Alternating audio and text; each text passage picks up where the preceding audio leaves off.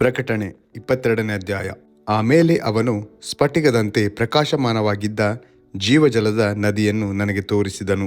ಅದು ದೇವರ ಮತ್ತು ಯಜ್ಞದ ಕುರಿಯಾದ ಆತನ ಸಿಂಹಾಸನದಿಂದ ಹೊರಟು ಪಟ್ಟಣದ ಬೀದಿಯ ಮಧ್ಯದಲ್ಲಿ ಹರಿಯುತ್ತಿತ್ತು.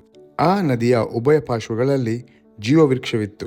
ಅದು ತಿಂಗಳಿಗೆ ಫಲವನ್ನು ಫಲಿಸುತ್ತಾ 12 ತರದ ಫಲಗಳನ್ನು ಕೊಡುತ್ತದೆ. ಆ ಮರದ ಎಲೆಗಳು ಜನಾಂಗದವರನ್ನು ವಾಸಿ ಮಾಡುವುದಕ್ಕೆ ಪ್ರಯೋಜನವಾಗಿವೆ.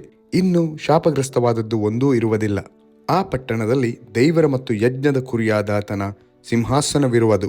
ಆತನ ದಾಸರು ಆತನಿಗೆ ಯಾಜಕ ಸೇವೆ ಮಾಡುವರು. ಅವರಿಗೆ ಆತನ ಮುಖದರ್ಶನವಾಗುವುದು. ಅವರ ಹಣೆಗಳ ಮೇಲೆ ಆತನ ಹೆಸರು ಇರುವುದು. ಇನ್ನು ರಾತ್ರಿ ಇರುವುದಿಲ್ಲ. ಅವರಿಗೆ ದೀಪದ ಬೆಳಕು, ಸೂರ್ಯನ ಬೆಳಕು ಬೇಕಾಗುವುದಿಲ್ಲ. ದೇವರಾದ ಕರ್ತನೇ ಅವರಿಗೆ ಬೆಳಕನ್ನು ಕೊಡುವನು.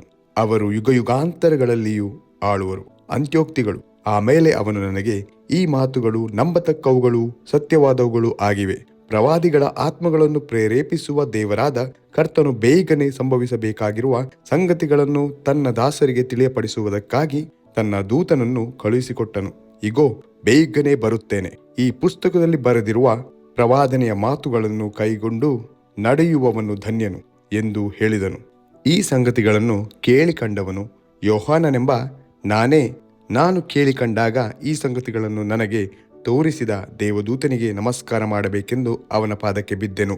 ಅವನು ನನಗೆ, ಮಾಡಬೇಡ, ನೋಡು, ನಾನು ನಿನಗೂ ಪ್ರವಾದಿಗಳಾಗಿರುವ ನಿನ್ನ ಸಹೋದರರಿಗೂ ಈ ಪುಸ್ತಕದಲ್ಲಿ ಬರೆದಿರುವ ಮಾತುಗಳನ್ನು ಕೈಗೊಂಡು ನಡೆಯುವವರಿಗೂ ಜೊತೆಯ ದಾಸನಾಗಿದ್ದೇನೆ.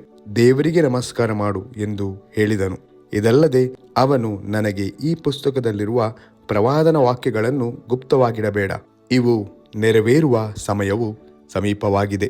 ಅನ್ಯಾಯ ಮಾಡುವವನು ಇನ್ನೂ ಅನ್ಯಾಯ ಮಾಡಲಿ. ಮೈಲಿಗೆಯಾದವನು ತನ್ನನ್ನು ಇನ್ನೂ ಮೈಲಿಗೆ ಮಾಡಿಕೊಳ್ಳಲಿ. ನೀತಿವಂತನು ಇನ್ನೂ ನೀತಿಯನ್ನು ಅನುಸರಿಸಲಿ. ಪವಿತ್ರನು ತನ್ನನ್ನು ಇನ್ನೂ ಪವಿತ್ರ ಮಾಡಿಕೊಳ್ಳಲಿ. ಇಗೋ, ಬೇಗ ಬರುತ್ತೇನೆ. ನಾನು ಪ್ರತಿಯೊಬ್ಬನಿಗೆ ಅವನವನ ನಡತೆಯ ಪ್ರಕಾರ ಕೊಡತಕ್ಕ ಪ್ರತಿಫಲವು ನನ್ನ ಕೈಯಲ್ಲಿ ಅದೆ.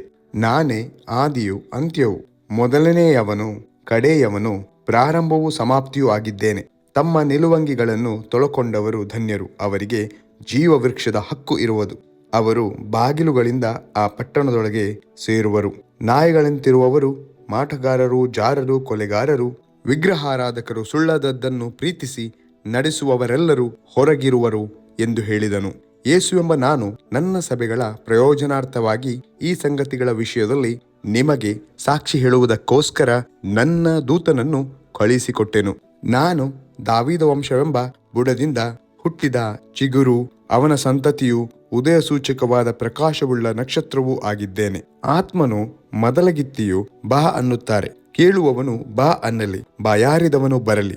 ಇಷ್ಟವುಳ್ಳವನು ಜೀವಜಲವನ್ನು ಕ್ರಯವಿಲ್ಲದೆ ತೆಗೆದುಕೊಳ್ಳಲಿ. ಈ ಪುಸ್ತಕದ ಪ್ರವಾದನ ವಾಕ್ಯಗಳನ್ನು ಕೇಳುವ ಪ್ರತಿಯೊಬ್ಬನಿಗೆ ನಾನು ಹೇಳುವ ಸಾಕ್ಷಿ ಏನೆಂದರೆ, ಇವುಗಳಿಗೆ ಯಾವನಾದರೂ ಹೆಚ್ಚು ಮಾತುಗಳನ್ನು ತಂದು ಹಾಕಿದರೆ ದೇವರು ಅವನ ಮೇಲೆ ಈ ಪುಸ್ತಕದಲ್ಲಿ ಬರೆದಿರುವ ಉಪದ್ರವಗಳನ್ನು ತಂದು ಹಾಕುವನು.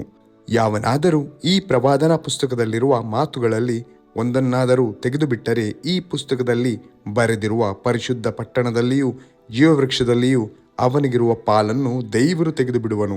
ಈ ವಿಷಯದಲ್ಲಿ ಸಾಕ್ಷಿ ಹೇಳುವವನು ನಿಜವಾಗಿ ಬೇಗ ಬರುತ್ತೇನೆ ಎಂದು ಹೇಳುತ್ತಾನೆ.